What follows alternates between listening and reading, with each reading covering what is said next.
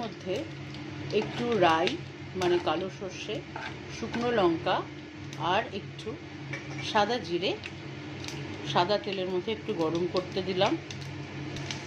তারপরে এরকম কুচি কুচি করে পেঁয়াজ এই তেলের মধ্যেই দিয়ে দিলাম। পেঁয়াজটা ভাজা হবে।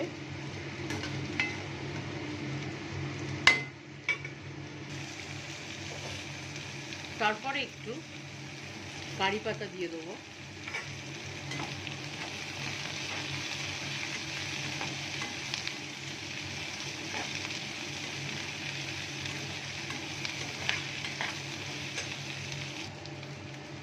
এই রান্নাটা খুব ইজি। তারপরে একটু টমেটো আর পেঁয়াজ পেস্ট করা ছিল, ওর সাথে অল্প একটু রসুন, সেটা দিয়ে দেবো।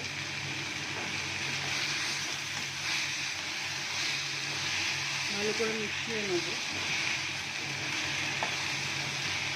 খুব ইজিলি একটা সাউথ ইন্ডিয়ান খাবার, খুব টেস্টি। বানিয়ে অবশ্যই দেখবেন, খুব ভালো লাগবে। এটা আমি তো মাঝে মাঝেই বানাই। তারপর খুব সাধারণ ঘরের গুঁড়ো মশলা, হলুদের গুঁড়ো, জিরের গুঁড়ো, ধনের গুঁড়ো, কাশ্মীরি লঙ্কার গুঁড়ো রঙটার জন্য, একটু টমেটো সস আর একটু চিনি স্বাদটাকে অ্যাডজাস্ট করার জন্য। এটাকে এবার একটু ভাজা ভাজা হবে, মশলাটা একটু কষানো হবে।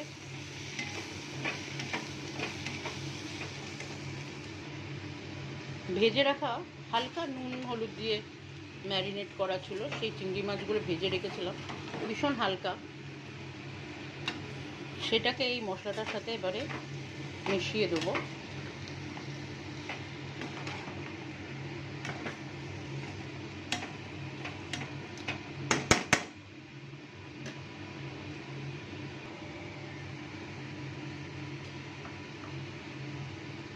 তারপরে গুলে রেখেছিলাম একটু তেঁতুল, তেঁতুলের পাল্পটা দিয়ে দেবো।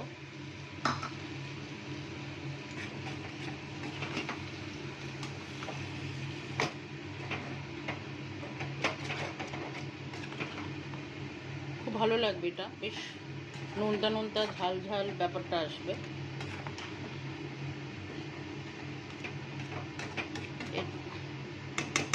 আমি কিন্তু এখনও নুন দিইনি, এটা একটু হোক তারপরে দিচ্ছি। এবার একদম রান্নার শেষে একটু স্বাদ মতন নুন দিয়ে দেবো।